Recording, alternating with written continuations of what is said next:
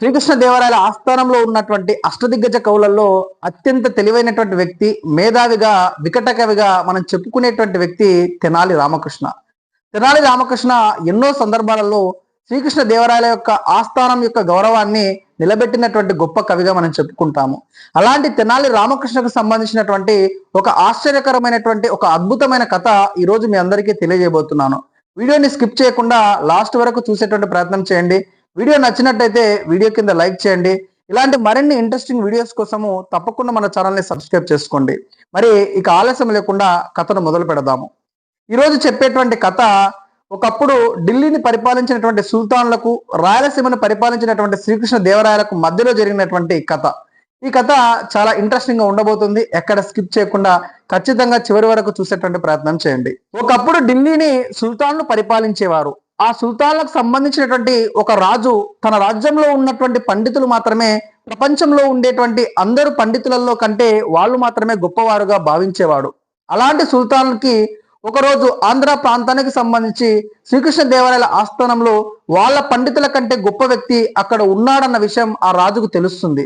అలా తెలిసినటువంటి ఆ యొక్క సుల్తాన్ రాజు ఎలాగైనా అతడిని పరీక్షించాలని ఒక లేఖని శ్రీకృష్ణ దేవరాయల ఆస్థానానికి రాసి పంపించటం అనేది చేస్తాడు.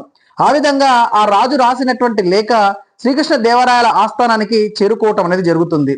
ఆ లేఖని శ్రీకృష్ణ దేవరాయల ఆస్థానానికి సంబంధించినటువంటి అక్కడ ఉన్నటువంటి వ్యక్తులు చదివి శ్రీకృష్ణ దేవరాయల వారికి వినిపించే ప్రయత్నం చేస్తే అప్పుడు శ్రీకృష్ణ దేవరాయల వారు ఈ యొక్క లేఖకు సరైన సమాధానం ఇచ్చేటువంటి వ్యక్తి, మన యొక్క ఆస్థానం పరువును నిలబెట్టేటువంటి ఏకైక వ్యక్తి తెనాలి రామకృష్ణగా భావించి అతన్ని ఆస్థానానికి పిలిపించి అతన్ని ఢిల్లీకి పంపించడం అనేది చేస్తాడు శ్రీకృష్ణ దేవరాయలు. అలా శ్రీకృష్ణ దేవరాయల మాట ప్రకారము తెనాలి రామకృష్ణ అక్కడి నుంచి నేరుగా ఢిల్లీకి చేరుకోవటం అనేది జరుగుతుంది. ఢిల్లీకి చేరుకున్నటువంటి తెనాలి రామకృష్ణ అక్కడ ఉన్నటువంటి సుల్తాన్లు ఇతన్ని చాలా బాగా చూసుకున్నారు. అన్ని రకాలైనటువంటి సౌకర్యాలు కూడా ఇతడికి కల్పించారు. కానీ అంతకు ముందు రోజే ఢిల్లీ సుల్తాన్ అక్కడ ఉన్నటువంటి పండితులందరికీ కూడా ఒక విషయం చెప్పాడు. అదేమిటంటే, మీరు ఏదైనా చేయండి కానీ ఇక్కడికి వచ్చినటువంటి తెనాలి రామకృష్ణకు అతడు చెప్పలేనటువంటి అనేక రకాల చిక్కు ప్రశ్నలతోటి అతన్ని ఇబ్బందులకు గురి చేయండి అని అక్కడ ఉన్నటువంటి పండితులకు ముందుగానే చెప్పాడు ఆ యొక్క సుల్తాన్ రాజు. ఆ రాజు చెప్పినటువంటి మాట ప్రకారమే మరుసటి రోజు సభ ప్రారంభం కాగానే అక్కడ ఉన్నటువంటి అందరు మంత్రులు రకరకాల ప్రశ్నలు, అసలు ఎవరికి తెలియనటువంటి చిక్కు ప్రశ్నలు అన్నీ కూడా వేస్తే వాటన్నిటిని కూడా మన వికటకమైనటువంటి తెనాలి రామకృష్ణ తన మేధో శక్తితోటి వాళ్ళు అడిగినటువంటి ప్రతి ప్రశ్నకు అతడు సమాధానం చెప్తాడు. ఆయన చెప్పేటువంటి సమాధానానికి అక్కడ కూర్చున్నటువంటి సభలోని పండితులు మరియు సుల్తాన్ రాజు అందరూ కూడా ఆశ్చర్యపోతారు.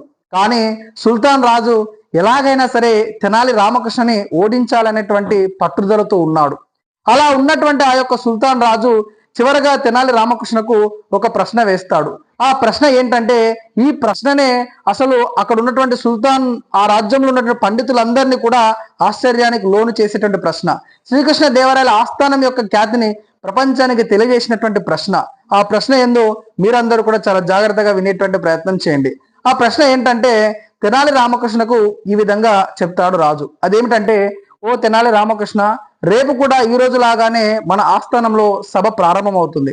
కానీ నువ్వు సభకు ఏ వాహనం పైన రావద్దు, అంతేకాకుండా ఈ యొక్క సభకు నువ్వు నడుచుకుంటూ రావద్దు, ఎవరి భుజాల పైన ఎక్కి కూడా ఈ యొక్క ఆస్థానానికి నువ్వు రావద్దు అని అక్కడ ఉన్నటువంటి రాజు తెనాలి రామకృష్ణకు ప్రశ్న వేస్తాడు.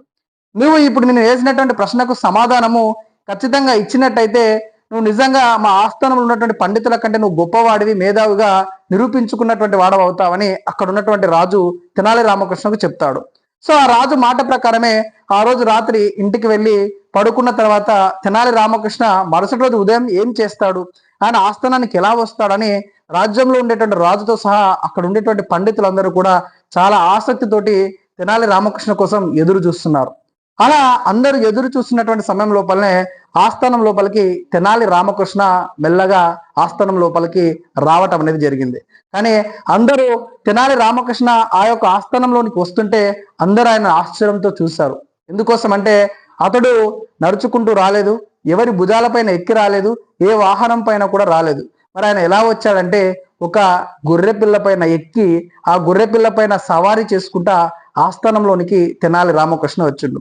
అది చూసినటువంటి అక్కడ ఆ ఢిల్లీ సుల్తాన్ రాజు కూడా ఆశ్చర్యానికి లోనయ్యి నవ్వుతాడు. నవ్వడం మాత్రమే కాకుండా తెనాలి రామకృష్ణని ఈ విధంగా అంటాడు, నువ్వు నేను ఇచ్చినటువంటి ప్రశ్నకు సరైన సమాధానం చెప్పలేకపోయినావు, నేను చెప్పినటువంటి పని నువ్వు సరైన విధానంలో చేయలేకపోయినావు కాబట్టి నువ్వు ఓడిపోయావని చెప్తాడు అక్కడ ఉన్నటువంటి సుల్తాన్ రాజు.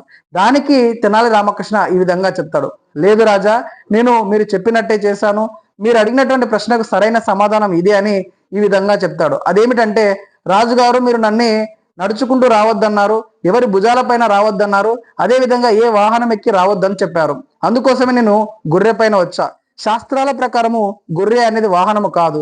సహజంగా అందరూ వాహనంగా నెమలి, పులి, గుర్రాలను, రకరకాల జంతువులను వాహనాలుగా వాడతారు, కానీ గొర్రెను వాహనాలుగా వాడరు. కాబట్టి శాస్త్రపరంగా గొర్రె అనేది వాహనము కాదు, అది ఒక సామాన్య జంతువు. కాబట్టి నేను ఒక జంతువు పైన మీ యొక్క ఆస్థానానికి వచ్చానని తెనాలి రామకృష్ణ చెప్పడంతో అక్కడ ఉన్నటువంటి పండితులు, మంత్రులు, రాజులు అందరూ కూడా తమ యొక్క కరతాల ధ్వనులతోటి అందరూ కలిసి తెనాలి రామకృష్ణ మెచ్చుకోవటం అనేది చేస్తారు. అంతేకాకుండా తెనాలి రామకృష్ణ యొక్క తెలివికి ఆశ్చర్యపోయినటువంటి ఆ యొక్క సుల్తాన్ రాజు కూడా రకరకాల వజ్ర వైడూర్యాలతోటి, బంగారు ఆభరణాలతోటి తెనాలి రామకృష్ణ సత్కరించడం అనేది చేస్తాడు.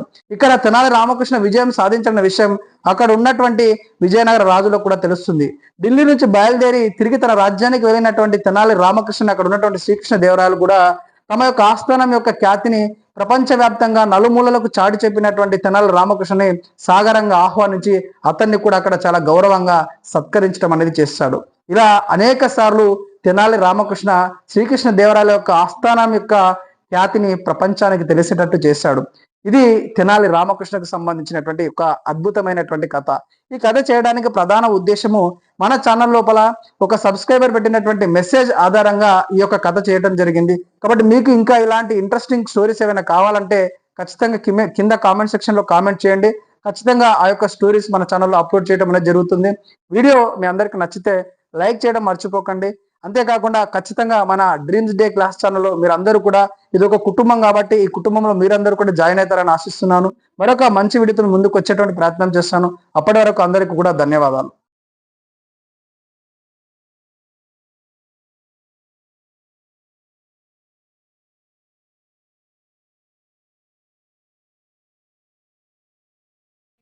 తెనాలి రామకృష్ణకు సంబంధించినటువంటి మరిన్ని కథలు మీకు ఏవైనా కావాల్సి వస్తే ఖచ్చితంగా కింద కామెంట్లలో తెలియచేయండి.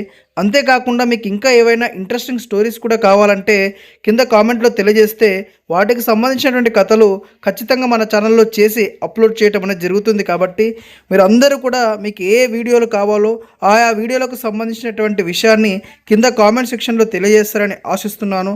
ఈ యొక్క వీడియో కూడా మన ఛానల్కి సంబంధించినటువంటి ఒక వ్యక్తి చేసిన కామెంట్ ఆధారంగానే చేయటం జరిగింది. సో మీరు కూడా కామెంట్ చేస్తారని ఆశిస్తున్నాను.